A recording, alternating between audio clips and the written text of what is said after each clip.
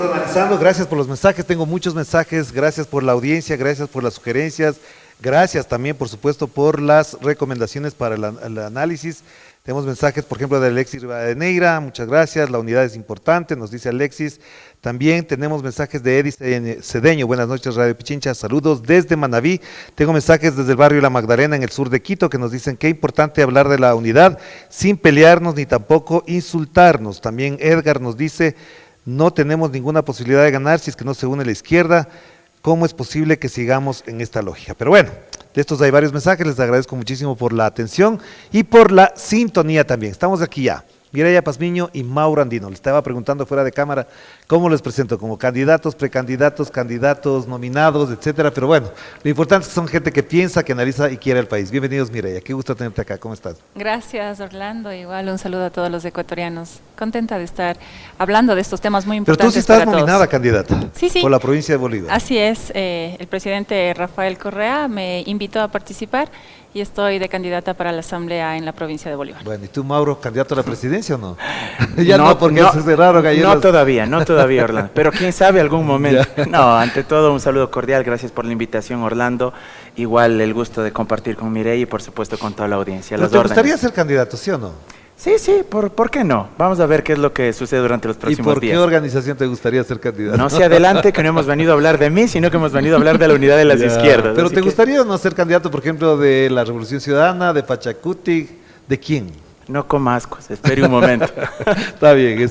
A ver, empecemos por ahí. De todo lo que hemos hablado, estábamos conversando con Verónica Silva también, parecería, eso indico yo, sería parte del asunto, parecería que se está consolidando, ha madurado la posibilidad de una candidatura de la izquierda. Mireya, ¿es posible esa alianza? ¿Hasta dónde una alianza podría definir un binomio o una alianza en listas para poder consolidar lo que se ha venido diciendo, un programa de gobierno y sobre todo la posibilidad de vencer al neoliberalismo en el año 2025? Bueno, realmente hay que felicitar, ¿no?, a todos quienes se han reunido en esta unidad. Se ve que demuestran bastante sensatez, bastante madurez política también, y ver la posibilidad de construir en base a esta unidad un proyecto de gobierno, un proyecto que vaya encaminado a establecer cuáles son los principales problemas que tenemos los ecuatorianos. Entre esos problemas, seguridad y la parte económica. Y ahí desarrollar todo este proyecto político. Luego, encaminar también para que durante este proceso se dé un respeto en cuanto a la unidad, en cuanto a la participación democrática. Si hay unidad en cuanto a lo que es un binomio presidencial, bienvenido sea. Habrá que esperar cuáles son esos acuerdos que puedan llegar en base a ese proyecto que primero se debe construir. Y ahí, en eso, debatir y ver cuál es el binomio presidencial, si van a salir en unidad, que sería lo que todos los ecuatorianos estamos esperando, lo ideal.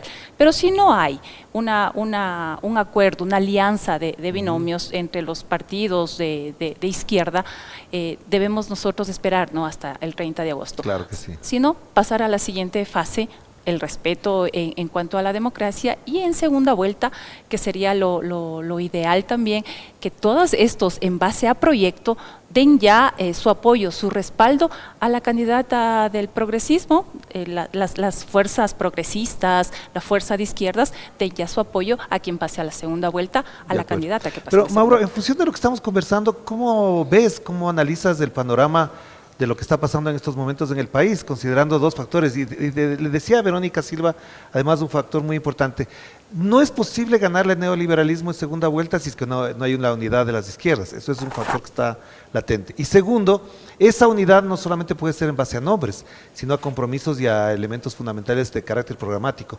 ¿Cómo ves tú el panorama en ese sentido? ¿Crees que es factible? ¿Hay el ambiente, el clima, la predisposición, los números incluso para garantizar y consolidar una alianza de esa naturaleza? Mira, yo creo que más allá de los nombres de las organizaciones políticas, creo que esto debe ser una alianza de causas, es decir, esto debe rebasar el tema de las organizaciones políticas, no se trata únicamente de una alianza de izquierdas. Creo que aquí lo que la gente aspira por sobre todo es que se pueda resolver, pero resolver de verdad, no como el que dice que resuelve pero que no resuelve nada, las condiciones materiales de la gente, pero sobre todo que se pueda alcanzar un objetivo que es primordial, la vida digna, el bien común, el interés general por encima de los intereses corporativos. Y esto me parece que desde este lado de la fuerza, desde el progresismo, desde el centro hacia la izquierda, se tiene absolutamente claro. Me parece que no es únicamente una mera batalla electoral, Orlando, y esto hay que tenerlo muy presente. Una batalla electoral es únicamente una disputa por el poder. Lo que debemos entender es que esto va más allá de eso, es una disputa por principios y valores. Desde la izquierda se defiende, entre otras cosas, la solidaridad, la fraternidad, la acción colectiva, el bien común. Esos valores son los que están en disputa. El interés general, el sentimiento de buena vecindad, la acción colectiva, el comunitarismo, el sentimiento de poder compartir la fraternidad. Del otro lado, ¿qué es lo que se defiende? El egoísmo exacerbado, el individualismo absoluto, el sálvese quien pueda, el interés individual, la competencia despiadada, el pisotear al otro con tal de enriquecerse y de concentrar además de esa riqueza en pocas manos. Bueno, eso es lo que está en juego y ese modelo de país es el que está en disputa. O el que queremos nosotros en aras de construir con todos un país que sea más justo, más equitativo, o un país que esté gobernado por la oligarquía, por la bancocracia y por la bananocracia, que hoy lastimosamente conduce los destinos del Ecuador. Claro que sí. Pero mire, en función de lo que acaba de decir Mauro, ¿es dable, es posible que esos valores sean los que alimenten, suelden, si se utilizaría adecuadamente esta palabra, una unidad de la izquierda? ¿Es posible que por esa vía se pueda consolidar, por ejemplo, en la Revolución Ciudadana, la apertura al ingreso de otras organizaciones en ese binomio o en las listas? Bueno, en base a principios es lo que se reúne siempre un partido político que sea como dice Mauro, no de centro izquierda, que sea de progresista. Yo creo que tienen la madurez para que puedan hablar y conversar en base a país. Pero hay que ver algo mínimo. Tal vez no podemos nosotros llegar más allá de lo que es el extractivismo, o podemos llegar a acuerdos en base a otros temas que les interesan. Ahora, ¿qué le interesa al país, Orlando? Al país le interesa seguridad. ¿Cómo vamos a llegar a un acuerdo para poder resolver la seguridad del país? Ahí está el debate que tienen estos partidos políticos y poder llegar a un acuerdo mínimo, pequeño. Y el otro problema es la parte económica. ¿Dónde está la plata? ¿A dónde se han ido los 45 mil millones de dólares que han llegado estos gobiernos de Moreno, de Lasso, de Noboa para endeudarnos? ¿Dónde están las obras? ¿Dónde están invertidos esos dineros? ¿Por qué los ecuatorianos siguen muriéndose por falta de medicina? Los jóvenes, nuestros niños, se están quedando sin educación. Esos problemas económicos hay que también resolverlos y ahí está el debate. Con estos dos acuerdos mínimos, que es lo más importante en estos momentos de los ecuatorianos, yo creo que se puede llegar a un acuerdo. Pero tú mencionas la palabra extractivismo y alrededor de eso podría estar dando vueltas la piedrita de toque que impide el acuerdo. ¿Por qué el extractivismo se ha colocado como la piedra de toque en este sentido? Para la Revolución Ciudadana y, por ejemplo, para Pachacuti, para mencionar a las dos organizaciones. Mira, los ecuatorianos, y en especial los jóvenes, queremos cuidar el medio ambiente, y está bien, y está correcto, pero ¿cómo podemos hacer esto con el extractivismo? No extractivismo, no podemos.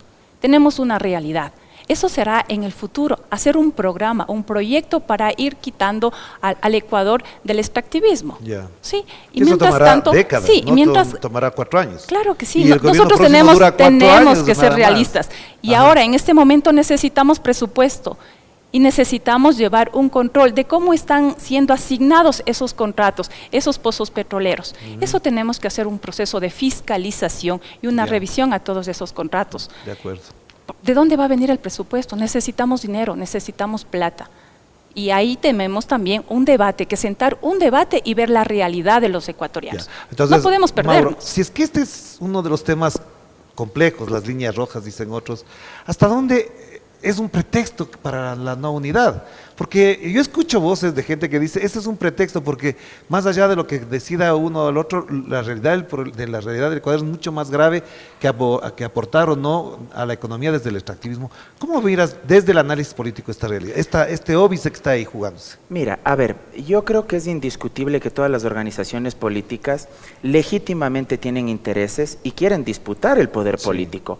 Unas tienen mejores números, otras tienen tal vez números no tan positivos dentro de lo que se refiere al músculo y al capital político electoral, pero creo que todas tienen reivindicaciones y causas justas.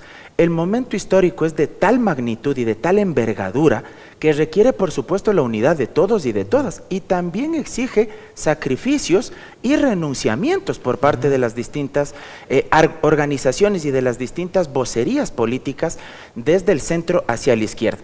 En ese marco me parece que se necesita mucha generosidad y más allá de que se consiga o no llegar a una alianza electoral, hay que tener la claridad suficiente de que al menos el hecho de que ya se hayan sentado a dialogar ya es un punto de arranque fundamental. Es algo ya grandísimo, porque yo no recuerdo, al menos durante los últimos 20 años, que hayamos visto en una misma mesa de diálogo a los distintos actores políticos del centro hacia la izquierda, más allá de sus diferencias, debatiendo sobre los puntos que de pronto los separan. Lo que aquí mencionaba Mireya, el tema del extractivismo, eso es algo que hay que discutir. O sea, te acoto un dato que no sé si Mireya también estará de acuerdo conmigo, que en el año 2001 2002, si no me equivoco, hubo una gran reunión en la Universidad Salesiana, no me voy a olvidar jamás la foto donde estaba desde León Roldós, me parece, estaba Lucio Gutiérrez, 5 de los integrantes de esa mesa, después fueron 5 candidatos y el que ganó fue Lucio Gutiérrez. Pero imagínate de eso hace más de 20 años, precisamente lo que acababa de mencionar. Y algo fundamental, más allá de que se pueda ir o no en un casillero conjunto, creo que ya se ha logrado algo que a mí me parece histórico, que existe un compromiso ferviente, la convicción de que no van a existir ataques entre ninguna de las fuerzas políticas durante la primera vuelta. Luego, que va a existir la voluntad necesaria para poder acordar en la segunda vuelta un respaldo a la fuerza política de izquierda que pase a ese balotaje. Y un tercer elemento que me parece que incluso trasciende lo meramente coyuntural electoral, y es que se ha acordado al fin construir un programa político de gobierno que pueda incorporar las demandas de las distintas organizaciones políticas que no pasen a segunda vuelta. Es decir, que más allá de que se obtenga o no el resultado que cada uno espera, se comprometan a incorporar, para el que logre pasar a esa segunda vuelta, se comprometan a entregarle parte de su plan de gobierno y el que pase a ese balotaje a recibirlo, incorporarlo. ¿Para qué? Para que sea una propuesta macro en conjunto y que evidentemente pueda encarnar las distintas necesidades del pueblo ecuatoriano, pero de los sectores progresistas también del país. Sí. Mire, una de las características que tiene la política es esto que se va moviendo dinámicamente en función de lo que está pasando, incluso con la posición de ciertas personas. Tú no eres originaria de la Revolución Ciudadana y ahora estás nominada a la candidatura desde la Revolución Ciudadana. Tu ejercicio de legisladora fue desde Pachacutic. Conociendo a Pachacutic, ¿ves más posibilidades ahora de una alianza posible, potente, para afrontar la primera y segunda vuelta con Pachacutic y la Revolución Ciudadana? Bueno, tú sabes que en la Asamblea Nacional siempre ya tuve controversias con el movimiento Pachacutic, ¿no? Cuando no dejé que tome la presidencia Diego Ordóñez y después votaron en la mesa para que yo tome la presidencia de la Comisión de Régimen Económico y comencé a tener problemas y me expulsaron varias veces del movimiento por ciertos dirigentes que existen dentro del movimiento Pachacutic. Entonces yo creo que el movimiento Pachacutic está compuesto de algunos dirigentes que vienen con ese odio entablado, ¿no? Que siempre se ha escuchado acá, el anti y el pro y todas esas cosas. Entonces yo creo que debe tomar el liderazgo el movimiento y ver cuál es la realidad de lo que estamos viviendo ahora los ecuatorianos. Y en base a esa realidad, dejar de lado los odios, dejar de lado los intereses personales y sí, se puede llegar a una alianza siempre y cuando tengamos esa madurez, tengamos los principios también. ¿Pero tú crees que hay posibilidades dentro de Pachacutic? ¿Miras desde fuera y con el conocimiento previo y la memoria que tienes de lo que pasa ahí, ¿O es más difícil ahora? Yo te diría que es bastante complicado. Es bastante complicado porque, como te digo, hay cierta clase de dirigentes que están encaminados a dividir, no a unificar. Y lo que nosotros queremos ahora es unirnos. Y eso deberíamos hacer un llamado, creo que todos los ecuatorianos, unámonos, como decimos, no importa la contienda o por qué partido o por qué línea política tenemos, unámonos en razón de país, de recuperar la patria. Teníamos nosotros una línea base con el presidente Rafael Correa, de lo que se logró hacer, ¿no es cierto? Y llegamos a una línea. Pero ¿qué ha pasado con estos últimos gobiernos? ¿Qué ha pasado con Moreno, con Lasso, con Noboa? Hemos perdido todo lo que es la inversión pública y el país está cayendo. Estamos en una crisis, estamos muriendo de hambre. Unos gobiernos que nos han venido a empobrecer a todos los ecuatorianos. Entonces nosotros debemos recuperar por lo menos esa base línea, esa base que nos dejó ya el presidente Rafael Correa. Yo creo que en base a eso debemos unificarnos. Dejemos dejar los odios o estos antis, estos pro, que todo el mundo habla. Y Mauro, en función de esto que acaba de mencionar Mireya, ¿tú ves efectivamente en Pachacutic a esa parte potente que podría consolidar un proyecto antineoliberal o contra el neoliberalismo que no le ha sido bueno para Revolución Ciudadana y ganar en segunda vuelta en 2 ocasiones seguidas? ¿Crees que ahí estaría el factor de éxito o crees que es más que eso todavía? Mira, yo creo que hay que valorar y hay que reconocerlo públicamente los distintos esfuerzos que se han hecho desde Pachacutic, desde la CONAIE y por supuesto también desde la Revolución Ciudadana. A ver, voy a decir algo aquí que para nadie es desconocido y espero que nadie se ofenda, lo digo en el mejor de los sentidos. Sin duda, creo que desde el centro hacia la izquierda, los dos grandes actores políticos con capacidad de capitalización electoral, pero también de movilización social, son por supuesto la CONAIE como un sujeto social capaz de movilizar masas y capaz de colocar sobre la mesa de discusión una serie de agendas políticas públicas para reivindicar en función de lo que las grandes mayorías demandan, y por supuesto también la Revolución Ciudadana en cambio como plataforma político-electoral. Creo que esa comunión es fundamental. El uno puede tener el músculo político electoral en términos institucionales, pero el otro tiene el músculo político social de la movilización, de la organización del tejido social comunitario, para encarnar y reivindicar esas demandas. Yo creo que ese es un primer punto de arranque que a mí me parece fantástico que hoy por hoy al menos se hayan sentado, reitero, nuevamente a conversar. Y ahí creo que hay cuadros que han jugado un rol muy importante.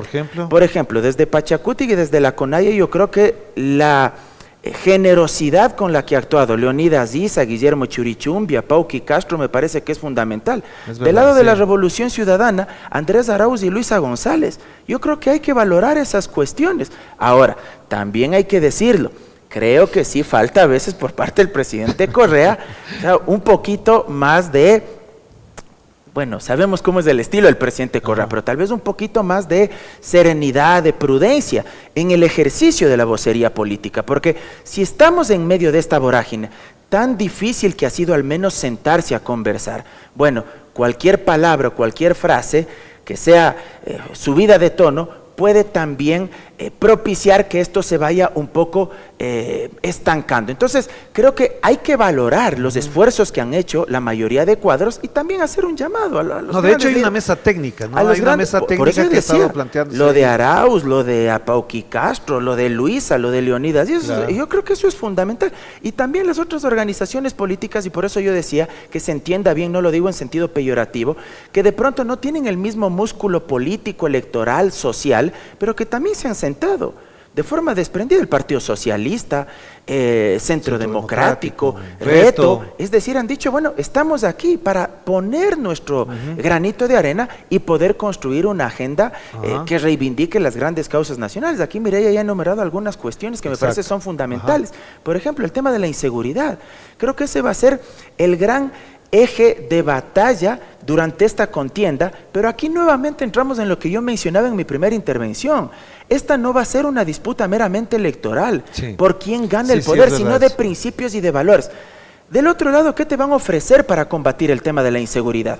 Bala, botas, represión, punitivismo, populismo penal. Eso es lo que te van a ofrecer. La salida fácil, reformar el Código Orgánico Integral Penal, incluso por ahí saldrán voces altisonantes, desmesuradas, que dirán es que hay que armar a la gente, libre porte de armas para que aquí viva el sálvese quien cadena pueda, perpetua. que cada quien se salve como pueda, claro. Y poco más la ley del talión y la ley de la selva. Bueno, desde este otro lado, me parece que hay que apelar a otro tipo de sentido común, a una sociedad civilizada que recupere, por ejemplo, el principio de solidaridad, para tejer socialmente la prevención, evitar y prevenir el cometimiento de los delitos, no como la derecha y la ultraderecha, que únicamente se preocupa de perseguir el delito. Desde este lado de la fuerza, tenemos que hacer las veces del médico que previene que el paciente no sea intervenido quirúrgicamente cuando ya está mal, sino que hay que prevenir la enfermedad. Y eso se lo hace trabajando desde las bases, desde los barrios, con organización colectiva, trabajando con los gobiernos autónomos descentralizados, trabajando con el Estado central, pero sobre todo apuntando a las raíces del problema. La inseguridad nace y se alimenta de la extrema pobreza, de que tengamos 2,5 millones de ecuatorianos que comen una sola vez al día. No lo digo yo, son datos oficiales de la FAO, organismo adscrito a Naciones Unidas. Tenemos una tasa de pobreza y de pobreza extrema que llega prácticamente a 5 millones de habitantes, que viven con $2.80 al día y muchos de ellos con $1.40 al día. Bueno, esa es la realidad y la tragedia del país. En este mismo periodo, comparándolo con el del año pasado, da la casualidad que de nuestro país ya han migrado más de 100,000 ecuatorianos. Así es. Bueno, esa es la tragedia del país. Pero ese es el acuerdo al que hay que llegar, pero por eso quisiera preguntarle a Mireia que en función de lo que estamos hablando, en el esquema con el que trabajamos, en el esquema en el que estamos, obviamente hay unos problemas reales. La Revolución Ciudadana no ha logrado el apoyo electoral en la Sierra Central, y eso incluye, por ejemplo, Bolívar, Chimborazo, Cotopaxi, Tungurahua, etcétera, etcétera. ¿Hasta dónde una posibilidad de alianza reforzaría o, al contrario, si es que efectivamente ocurriera, rechazaría una alianza? ¿Crees que es posible que sea más factible la alianza que ir separados para que se tenga ese resultado favorable en la Sierra Centro? Creo que lo más lógico y lo más positivo sería una alianza, ¿no? Una alianza y que recoja todas este sentir y más que todo unifique la Sierra Centro, porque la Sierra Centro ha sido lastimosamente el talón de la RC que no ha permitido llegar a ocupar la presidencia, pero en esta vez creo que ese es uno de los objetivos fundamentales de quienes estamos ahora participando en estas elecciones, de dar a conocer y de llamar a la unidad a todos los ecuatorianos. Unámonos para poder recuperar a nuestro país. Pero, mira, es bastante complejo todos los problemas que tenemos ahora. Es muy importante porque yo he conversado, he chateado, para decirlo así vulgarmente, incluso con alguno que otro dirigente de la CONAIE, y me han dicho, si no hay pedido de disculpas o al menos del reconocimiento de que no hubo un buen tratamiento de la Revolución Ciudadana, de Rafael Correa al movimiento indígena, es muy difícil. Y también del otro lado me dicen, si del otro lado no se reconoce que efectivamente hubo un maltrato, que apoyaron a Lazo en su momento, e incluso veladamente, no podemos llegar a acuerdos. ¿Crees que eso se puede superar? Mira, se puede superar todo. Podemos superar absolutamente todo. Pero hay que dejar de lado los errores, porque todas las personas podemos cometer errores, y hay que dejar de lado los errores. Ahora hay que ser realistas, y como te digo, y sigo sosteniendo, hay que construir un proyecto mínimo. No podemos extendernos tampoco, cada quien tendrá todas las propuestas o como quiera gobernar un país, pero hay que llegar a lo mínimo, a través de un esfuerzo. Todos debemos hacer un esfuerzo y ver qué es lo más importante que necesitan ahora los ecuatorianos. La seguridad. Tenemos que ver cómo combatimos el narcotráfico, el problema importantísimo que estamos pasando los ecuatorianos. ¿Cómo vamos a combatir las muertes violentas? ¿Cómo vamos a combatir la delincuencia organizada? ¿Cómo vamos a combatir el lavado de activos? Esos son los puntos por ejemplo, claves en cuanto a la inseguridad que estamos viviendo. ¿Cuál sería el problema fundamental en este momento al que el gobierno que venga, si no alcanza a resolver que no creo que lo alcance, tendría que atender? La falta en la parte productiva. En la parte productiva, nosotros en la provincia de Bolívar es una provincia productiva, dedicada a lo que es la agricultura. ¿Y qué le está pasando ahora? No tienen precios justos, Ya. siempre hay intermediarios y la pobreza viene ahí. Necesitamos carreteras para que pueda sacar la gente sus productos, ver dónde se puedan vender esos productos. Necesitamos un presidente que se ocupe de la parte productiva, del campo Ya. específicamente. ¿Y la ¿De dónde, inseguridad no de es el dónde mayor viene la problema ahí comida ahorita? para todos los ecuatorianos? Viene de la Sierra Centro, muchos de los productos. Ya. Y entonces necesitamos eso, la parte productiva, la parte turística, el turismo comunitario. Es algo muy importante que los demás, ninguno de estos últimos gobiernos lo han visto. Y este gobierno no la está haciendo- provincia de está Bolívar ha haciendo sido algo. abandonada. ¿Este gobierno está haciendo algo en la provincia Este de Bolívar? gobierno ha sido un experimento de todos estos neoliberales, porque es un experimento. Tuvimos a un Lazo que ya sabíamos lo que era un referente del neoliberalismo 30 años, pero ahora con Noboa este es un experimento, ¿no? Un mal experimento, que lo que estamos sufriendo los ecuatorianos con un neoliberalismo fracasado, mal llevado, que ahora todos los ecuatorianos con mentiras se trata de sacar adelante un plan de gobierno. Ya. Estamos cansados de mentiras y veamos y que los ecuatorianos se despierten. No más gobiernos de mentiras, no más gobiernos de cartones, no más gobiernos neoliberales. El neoliberalismo es pobreza, el neoliberalismo es abandono, el neoliberalismo es quitarnos al Estado ecuatoriano. Quieren que el Estado es quienes deben responder por la salud, por la educación, reactivar la economía. Necesitamos inversión dentro de nuestro país para que se reactive. Necesitamos trabajo para los jóvenes, trabajo para un padre de familia, una madre de familia que no saben cómo llevar los alimentos a su casa, sus hijos de empleados del narcotráfico. Claro que sí. Esas son las Pero a ver, realidades que no están viendo muchos líderes.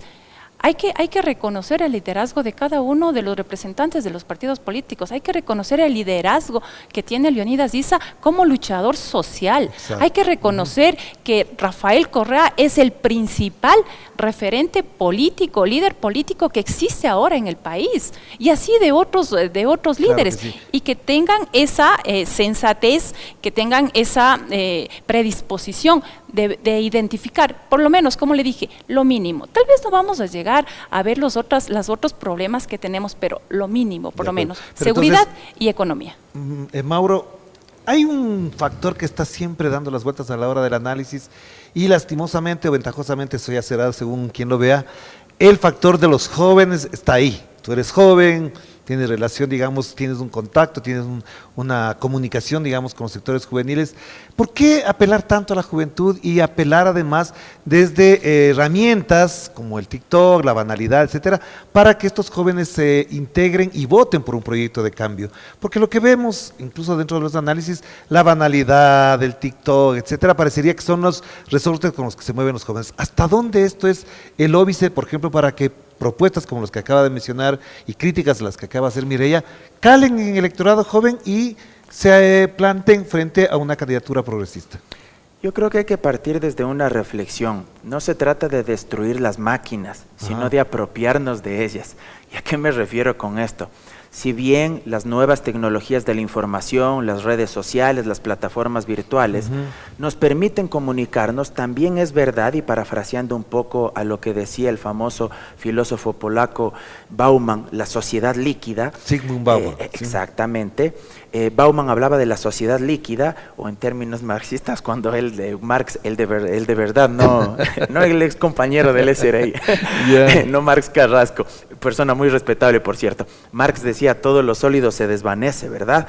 Entonces, creo que lo que hay que entender es que esas herramientas, si bien pueden banalizar también la política, la discusión, el debate, también pueden ser herramientas que bien utilizadas nos pueden permitir disputar precisamente el nombre de este programa, otro relato político, otras narrativas. Y yo creo que en eso la izquierda tiene que entender que los tiempos han cambiado y que esas nuevas tecnologías pueden ser herramientas muy pedagógicas Todo depende del contenido que nosotros les demos. Es decir, si la izquierda quiere replicar lo que hizo en su momento Lasso, o lo que hizo en su momento Daniel Noboa, el uno poniéndose zapatillas rojas y el otro poniéndose pues de zapatos con plataformas para tratar de quedar a la misma altura de la pareja, bueno, pues sin duda alguna, la izquierda lo único que va a hacer es subirse a una plataforma que no le compete y que no es de la izquierda, que es empezar a emular a la derecha.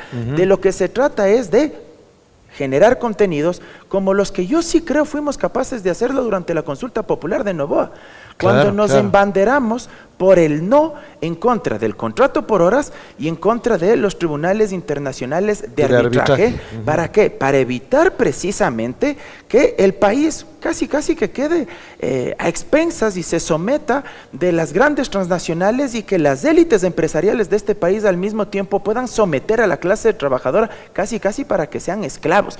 Bueno, las redes sociales jugaron un rol fundamental en ese sentido y nos dimos cuenta que podemos ser muy pedagógicos y que podemos retroalimentar con contenidos, hacer pedagogía política, hacer pedagogía jurídica, pedagogía económica. Creo que es fundamental y hay que entender que las demandas de los jóvenes, más allá de los matices ideológicos que son muy importantes, nuevamente quiero por tercera ocasión enfatizar en que esta disputa va más allá de las categorías políticas. Dentro de las categorías políticas hay principios y valores. Bueno, hay que hablarles a los nuevos electores sobre los principios y valores que defendemos, sobre el tema de la solidaridad, de la fraternidad, de la comunidad, de la acción colectiva, que vamos a salir de este abismo en el que nos han sometido los últimos gobiernos únicamente con el empuje y con el apoyo de todos.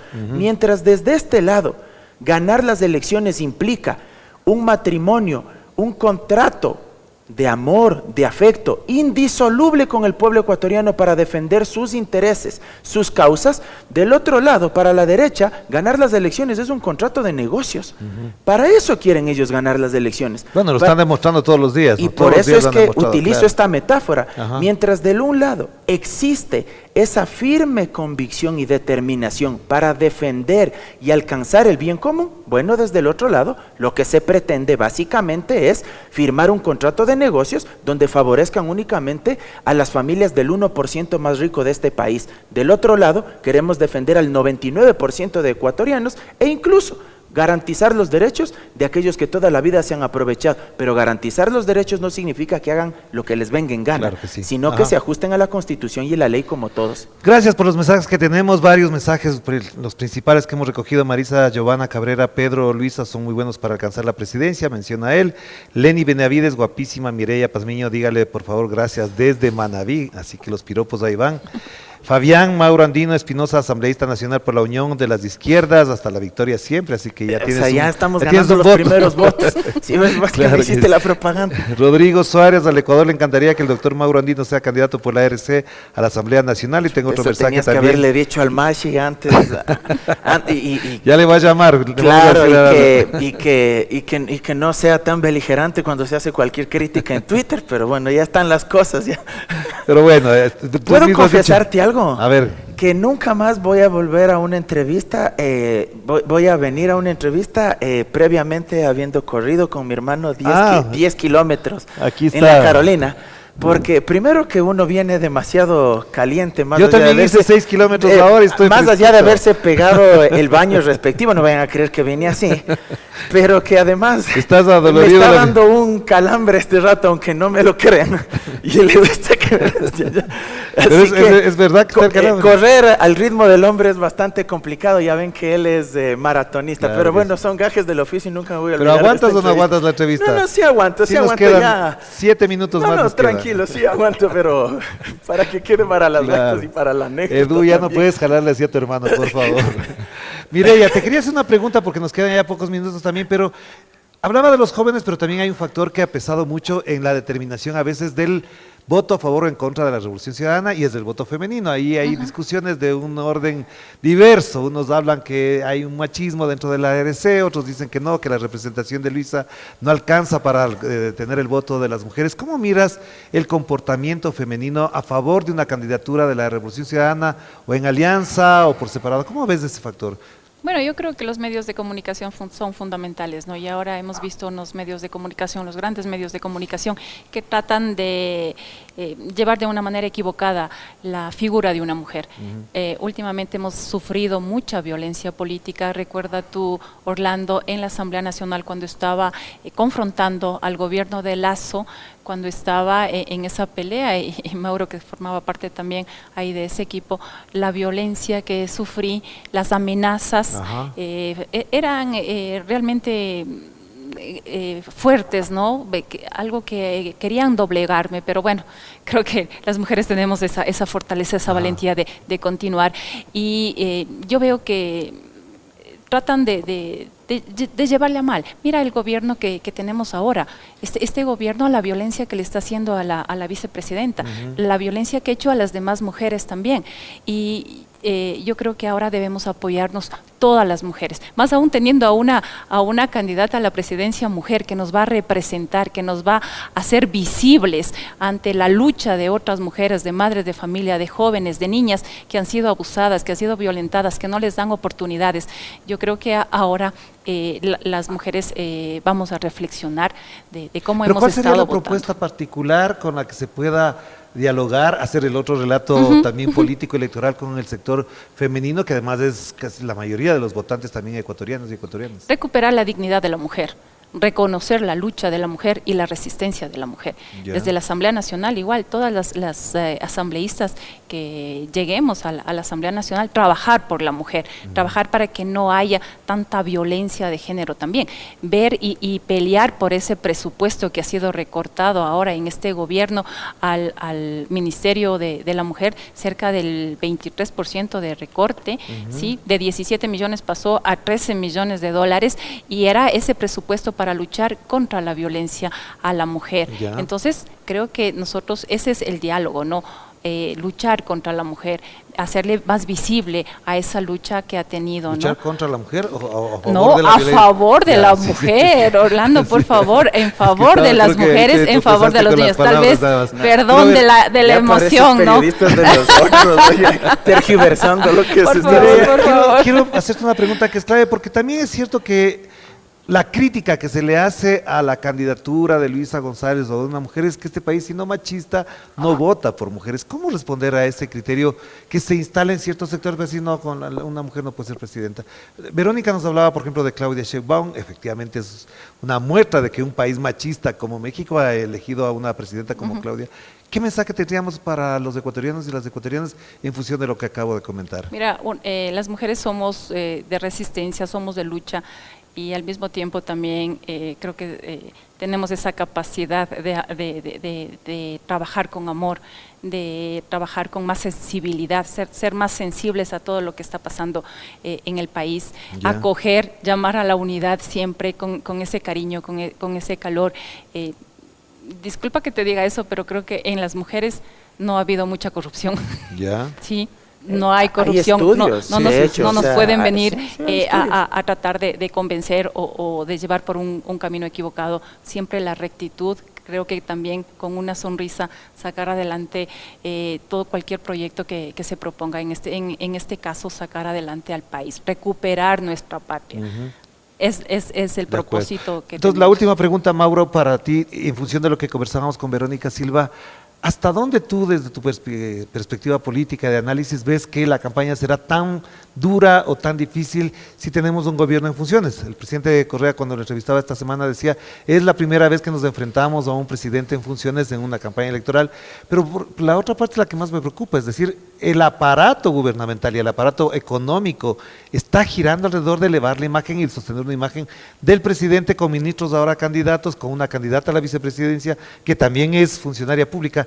¿Cómo ves ese panorama de las elecciones con un presidente candidato? Antes de responder eso, yo sí quisiera acotar algo que me parece fundamental que dijo Mireya. Hay estudios, hay mucha literatura al respecto que demuestra que, por ejemplo, los índices de corrupción, los casos son mucho menos proclives en las mujeres antes que en los hombres. Y el premio Nobel de la Paz, Mohamed Yunus, que es de Bangladesh, que ganó el premio Nobel de la Paz precisamente por sus prácticas y por sus políticas en materia de economía popular y solidaria, él señaló en varios de sus estudios que él prefería entregar cerca del 95% de líneas de crédito a las mujeres, porque las mujeres, y hay que reconocerlo, son mejores administradoras que nosotros los hombres, y son más responsables para pagar las deudas. Nosotros a veces nos gastamos en cosas que no debemos, y las mujeres en eso sí son mucho más prolijas, y ahí están los datos. Entonces creo que es algo muy importante, claro, que también hay que dejarlo ahí sobre la mesa, y Ecuador evidentemente no es la excepción. Ahora, sobre lo que tú acabas de plantear. Pero perdón, solamente te acoto una cosa, porque de los 17 binomios que se han establecido dentro, solamente hay 2 candidatos a la presidencia. O sea, 15 son hombres y 2 mujeres, no hay que olvidarse. Todavía se mantiene ese machismo dentro de los partidos políticos que deberían abrir y ampliar hacia la mujer, pero mira el temor que tienen las mujeres de participar políticamente. Viene toda esta violencia, todo este ataque cuando comenzamos nosotros a hacer un trabajo en favor del pueblo ecuatoriano o de confrontar algo que va en contra del pueblo. En este caso, lo que sufrió Viviana, tú sabes, como las amenazas que sufrimos tampoco. Lo que sufrió, yo me solidaricé con ella. Y ahora continúa con todas con toda esta violencia a la vicepresidenta. Incluso entonces, con una jueza a las ahora, mujeres también que le tienen ese temor de la participación, pero debemos abrir campo. Y como dijo el Mauro, excelente, las mujeres somos mejores administradoras, sabemos lo que hacemos y demostramos el trabajo transparentemente. Así que... A ver, vamos con la pregunta para cerrar el programa de lo que te comentaba, de una campaña, digamos, desequilibrada por el aparato económico y ahora gubernamental a favor de un candidato presidente. Mira, es indudable que todo el andamiaje del Estado está jugando a favor del candidato presidente, pero además yo lo vengo sosteniendo desde hace varias semanas atrás, del presidente transitorio, y me atrevo a llamarlo tal cual como lo llamamos a Lazo, del presidente saliente. El presidente transitorio saliente, Daniel Noboa, tiene todo a su favor, pero me parece que ha hecho tan mala tarea que ni siquiera todo ese poder del Estado y fundamentalmente el poder punitivo del Estado y tener a los árbitros electorales de su lado le alcanzarán para lograr su cometido de obtener la reelección. O sea, ¿tú crees que sigue el declive? A mí me parece que eso es indiscutible. Yo creo que la gente cada día se desilusiona mucho más de alguien que dijo hacer política de la nueva, pero que tiene las mismas prácticas anacrónicas de la vieja política que él dice pero algunas rechazar. Incluso son nuevas, pero son terribles. Y son peores todavía. Y son peores todavía. Sí, la política económica que él ha ejecutado es el austericidio económico más funesto. El Estado como enemigo, el servicio público destruido, los derechos económicos y sociales de la gente, salud pública, educación pública, seguridad social, trabajo y salario digno, el derecho y el bien jurídico protegido por excelencia. ¿Cuál es? El derecho a la vida, el derecho que todos los liberales, y si es que él algo de liberal tiene, debería proteger y garantizar, el derecho a la propiedad privada.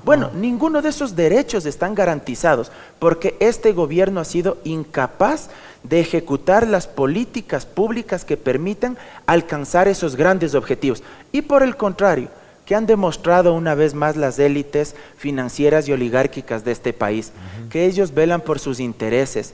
Esa vieja muletilla que yo aspiro que el pueblo ecuatoriano, aunque con dolor, hayan procesado, que no es así como se dice, que el que tiene plata y por haber sido exitoso, dizque entre comillas, porque esas historias de éxito, de cómo acumularon riqueza también son bastante falsetas, pero esa famosa retórica de que como tiene plata no va a robar o no se va a favorecer, una vez más quedó develada como falsa, porque lo primero que hizo fue aprovechar el poder del Estado para precisamente intentar construir un gran proyecto inmobiliario a favor de su pareja allá en Oloncito y otros negocios más. Y de la mano de una fiscalía que ya hemos visto de lo que es capaz para tratar de inclinar la balanza. Y cuando el aparato judicial interviene en los procesos electorales, entonces no hay una democracia equilibrada y hay un desnivel en la disputa por el poder político. Y eso lamentablemente lo estamos viviendo. Yo sí quiero decirle a la gente... Perdón que te interrumpa, solamente para puntualizar en un minuto, ¿no le ves en segunda vuelta a Daniel Noboa? Mira, yo creo que el terreno de juego este rato está abierto para todos y todas. Ojo con algo. Sin duda, hay actores políticos que parten con números tal vez altos, más interesantes, pero las encuestas son como los buenos perfumes, mi querido Orlando. Es bueno olerlas, pero no tragárselas, ¿sí? Así que lo que hoy digan las encuestas no necesariamente va a ser lo que refleje el día de las elecciones. El mundo, no solo el Ecuador, está muy convulsionado. De aquí hasta febrero muchas cosas pueden pasar. Sí, así es. Y algo que hay que considerar, el alto nivel de dispersión política. Tenemos al día de hoy 17 binomios, al menos quedarán 12 u 11 binomios en pie. Eso va a denotar una altísima fragmentación política, y no te sorprendas que alguien con el 20 o 21% ya pase a segunda vuelta, claro, que puede por pasar. la alta fragmentación. Ya lo vivimos en el 21, y con menos candidatos, y con menos insatisfacción política y menos desidia, porque yo creo que eso se ha profundizado ahora mucho más. Entonces, que Noboa ponga las barbas en remojo, porque quien quita e incluso se quede fuera de la segunda vuelta. Y quiero cerrar con esta reflexión, para la gente que nos está mirando, para el pueblo ecuatoriano, para la gente de Quito. No habrá futuro posible mientras no se reivindiquen las causas de los oprimidos y de quienes han sido víctimas de los gobiernos de los últimos años. Y esas reivindicaciones y esas justas causas por las cuales hay que luchar permitirán construir un futuro de paz y permitirán construir una sociedad menos polarizada y una sociedad que privilegie la solidaridad, la justicia social, la redistribución de la riqueza y sobre todo la paz social. Eso es lo que está en juego, no el egoísmo absoluto ni el individualismo exacerbado. Tu último mensaje entonces, Mireya, a propósito de lo que acaba de mencionar, para el pueblo quiteño, tú dirígele si quieres a tu provincia. Bueno, a la provincia de Bolívar y a todo el Ecuador y a todos los ecuatorianos, tomamos conciencia de cómo estamos viviendo, cuál es la realidad ahora de todos nosotros, de todos los ecuatorianos. Tratemos de dignificar a nuestras familias, dignificar al país, dignificar a nuestra patria. Tratemos de recuperar la patria con trabajo y no votando a esta derecha neoliberal. Pensemos quiénes nos van a sacar de todo este problema. Ya lo vivimos, ya tenemos nosotros una línea base, así que recuperemos nuestra patria y el poder está en la gente. Muchas gracias, muy amable. Gracias a Mauro Andino, Mireya Pazmiño, a propósito de esta conversación, de lo que hemos visto, y les advierto, efectivamente en las últimas horas ha habido buenos avances en la alianza de las izquierdas, lo que me han comentado quienes están en la mesa técnica, quienes además están abordando este tema con absoluta madurez y responsabilidad, que es lo más importante. Así que en las próximas emisiones, si es que ya se produce esto, pues tendremos la posibilidad de invitar a quienes han desarrollado. Si no, pues seguiremos conversando de estas perspectivas para las próximas elecciones. Nos despedimos aquí, en otro relato, el espacio para pensar en voz alta. Chao, chao.